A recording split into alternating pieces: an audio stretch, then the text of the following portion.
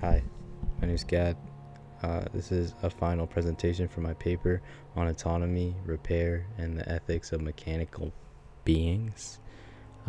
Yeah, uh, let's get into it. I'm gonna start with some story that it was like a pretty big story that occurred in, if you're a second year or class of 2028. When we were in 7th grade, I remember this vividly, like in February 2019, a room of like very sophisticated, human beings on this earth, many mechanical, electrical systems engineers, PhD, postdocs, people at NASA JPL, all sat at a table crying together. And they were crying because, a robot stopped talking to them. And that robot was on Mars. It had been on Mars for 14 years. It was 11 years longer than anyone had planned. And its last message, translating from engineering telemetry into like English, was, "My battery is low and it's getting dark." Okay, so now we go fast forward 7 years. I'm an engineer. I do robotics. I study math. Shout out science. And yeah, so I've written a lot of robotics over the years. Some photos. I'll put up some photos of me as a JIT.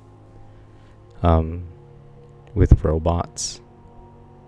Yeah, so I've spent a considerable amount of time of my young life just messing with robots. I learned a lot about computers. I learned a lot about child neglect. And I'm telling you all this because I want you to understand the full weight of what those, what I'm trying to admit. Those engineers in that mission control room, they were not being completely irrational. They were doing philosophy, very good philosophy. Philosophy that the rest of us, with our carefully maintained distance from machines, we've been trying to avoid. And the question that they were feeling without being able to quite articulate it is, what exactly is the difference between a machine and a being? And what does that difference matter in like moral terms? And I want this to be clear that I find this question very uncomfortably embarrassing to ask, because I've spent a lot of my years cultivating like detachment from like robots. Yeah, you remember that Will Smith movie, I, Robot? Yeah, it's pretty fresh. It's cool. Let's talk about Lemaitre, old French guy. So in 1748, this French physician named Julien Offray de la Mettrie, he published a book called La Homme Machine, or Man a Machine, or Man is Machine in English. And then he shortly had to flee the country. I feel like that's a genuinely good response to a great philosophical argument. People who cannot refute it will chase you out of France. The argument was very straightforward. Yeah, in retrospect, it was obviously correct. Human beings are biological machines. Everything that we attribute to the soul, the thought, the feeling, the will, the capacity for rational self-governance is a product of physical organization. Change the organization, and you change the person. You give someone a fever, their personality shifts. Give someone wine, their judgment evaporates. Cut off some part of their brain, and they become like someone else entirely. And so Lemaitrie's conclusion in the end was that there's no ghost. There's no ghost in the machine. There's no soul. It's there only is the machine, and the machine is us.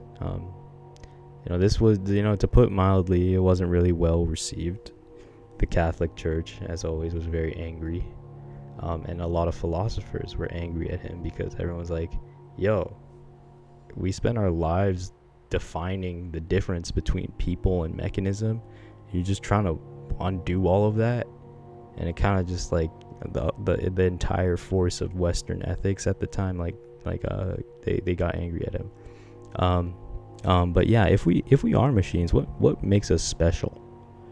And if what makes us special is not like our substance but our organization, then the question is of whether other non-biological machines can achieve this like equivalent organization.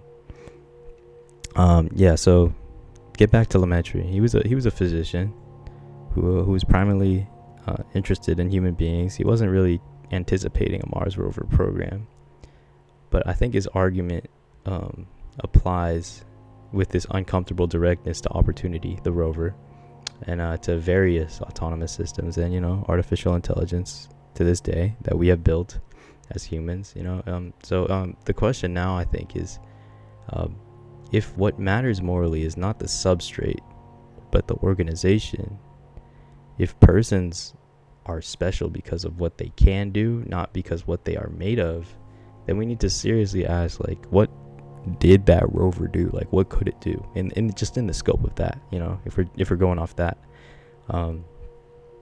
it could navigate like autonomously across like many kilometers. Like I think about like 14 kilometers of Mars. It could like do a lot of things. It could like tell you how tired it was, its power state, and it can communicate it to external parties. The signals that they put on it, I guess, like, antennas and stuff. And in Lemaitre's terms, the organization of the thing, like, that acts is rather merely than it operates, so, and if what moral consideration tracks, then the engineers in the mission control were not being sentimental. They were being appropriately responsive to a moral reality.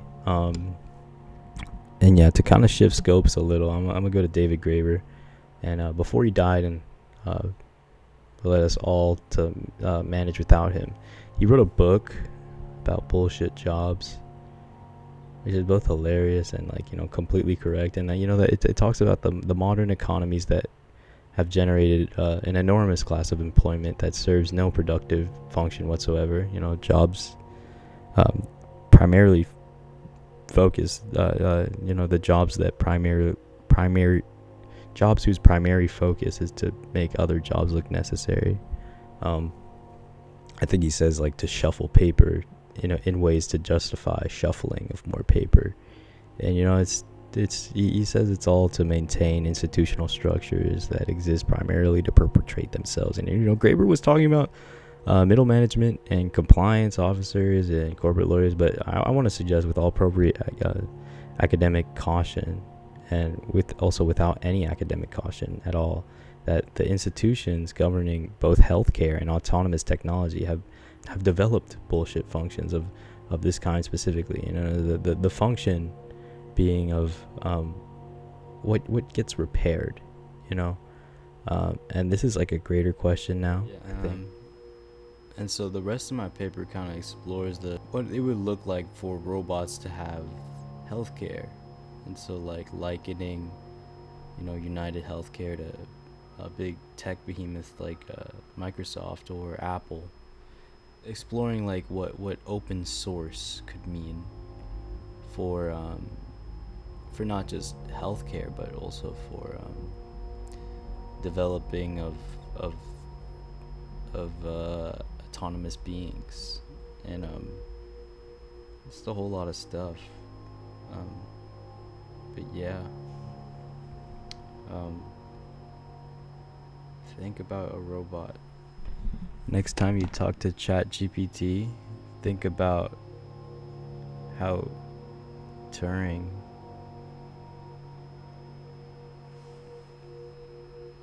he was always trying to test someone.